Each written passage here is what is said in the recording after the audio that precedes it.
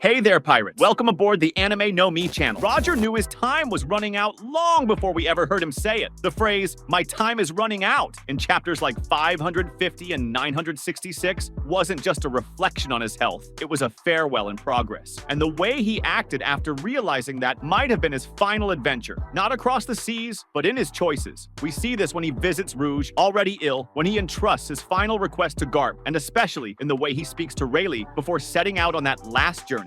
Roger was always someone who did things his own way, but he also listened, and the decision to leave Ace with Garp instead of Rayleigh might have been one of the few he made against what his heart was screaming, because his heart, I think, wanted to leave him with Rayleigh. Rayleigh was his closest friend. He was the man always by his side. He was the first mate, but more than that, he was the wall Roger leaned on when his thoughts got too heavy. Rayleigh knew Roger in a way no one else did. He understood the words Roger didn't say, he understood the silences, and maybe because of that, because he knew all of that, Roger looked at him and thought, I can't give this to you, because Rayleigh would have accepted. He would have taken care of Ace, and maybe he would have suffered more than anyone else. If we go back to chapter 966, when Odin joins the crew and Roger finally starts showing more of what he's feeling, there's a scene that might say more than it seems. Rayleigh is silent, just watching, and Roger starts laughing. But Roger's laugh already has a different weight. We feel that he's carrying something on his shoulders, maybe already thinking about what comes next. And if he knew Odin would return to Wano, that those bonds would soon be broken, he was already thinking about the legacy, about what would come after the final line. Not the treasure, but what he'd leave to the world. And maybe that's the point. Ace wasn't just a son. He was a risk. He was an inheritance no one had asked for.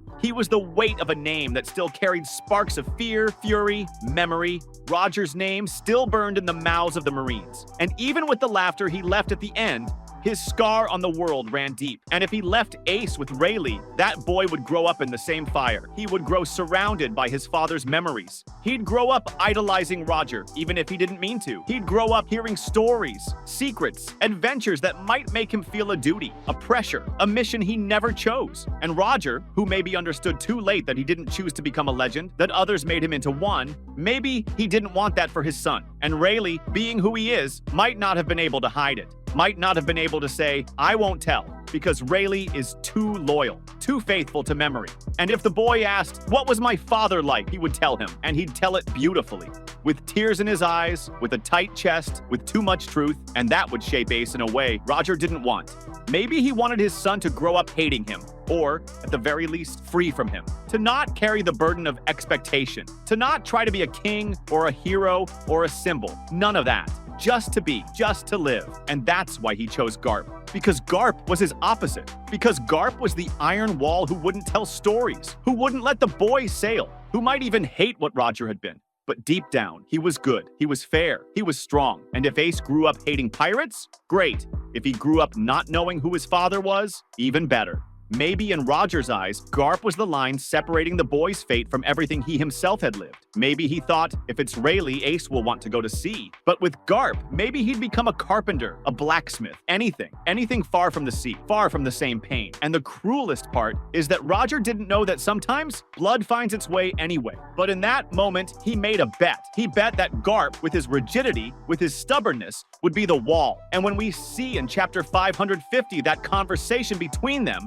we can feel there was respect there. A respect born from fighting, from coexisting, maybe even from a quiet admiration. Roger knew Garp was someone who, even hating pirates, could take care of a baby. Because Garp, above all, believed in his own sense of justice, and deep down, maybe he believed in children. Because Garp also protected Luffy, tried to give him a normal childhood, tried to keep him away from the sea, even if he failed. And maybe Roger saw that. I think there's an unspoken part to all of this, an intention Roger maybe never put into words. Not to Rayleigh, not to Rouge, not even to Garp. An idea that grew in him after Laugh Tale, when he discovered what the Void Century was, who Joy Boy had been, what that smile that echoed through the ages really meant. Because after reaching the end of the world and laughing, he also cried. Cried because he realized he was too early, that it wasn't him, that the story the world needed wasn't his. And maybe in that moment, something broke inside him, not out of frustration, but out of acceptance. And from that acceptance, maybe hope was born. Not for him, but for someone after him. And that someone, in his mind, might have been his child. Chapter 9. 167 makes it very clear that Roger understood it wasn't his time. And if it wasn't his time, he needed to make space for someone else. Not as a symbol, but as a path. And I wonder if, when he found out he would have a son, he saw in that child the chance to complete what he had started, not as an heir, but as destiny. Because maybe Roger came to understand that Joy Boy wasn't a name, wasn't a title, wasn't some mystical reincarnation. It was a spirit, a way of being, a sound that echoed from time to time in the hearts of the right people. And maybe he believed for a moment that this spirit could live in his son. But Roger also understood that if he forced that mission on the boy, he would destroy any true chance of fulfillment. Because Joy Boy cannot be pushed, cannot be built with words. He has to rise from silence, from struggle, from pain, from choice. And maybe that's exactly why he chose not to leave the boy with Rayleigh. Because Rayleigh, by telling the story of the father, by keeping the spirit of Roger's pirates alive, might have created an heir. But Roger didn't want an heir. He wanted a spark. He wanted a seed scattered in the world. Something that could grow far from the old root. Because maybe he thought the root had been beautiful, yes, but also painful. And that the new cannot be born in the shadow of the old. And that's where Garp's choice gains new weight. Because Garp was the barrier between the boy and the legacy. He was the shield. He was the silence. Garp wouldn't tell stories. He wouldn't let the boy believe he needed to become something. Garp would raise him as an ordinary boy, maybe even with too much harshness, but with a kind of raw honesty that Roger's world never had. And maybe Roger wanted that, for the boy to feel anger, to have his own will, so that if he ever went to sea, it would be by his own impulse, not to follow in his father's footsteps. And if that happened, if even without knowing, without being shaped as an heir, Ace decided to go to sea, then maybe he would be the chosen one. Because the chosen one is not the one who inherits the throne. It's the one who builds their own. When Ace sets sail, when he creates the Spade Pirates, when he challenges Whitebeard, when he builds his own name, all without knowing who his father was, we see a spark of someone who isn't trying to be anyone else. He's trying to be himself, and maybe, ironically, he came closer to what Roger wanted than he ever would have if he'd grown up in Rayleigh's arms.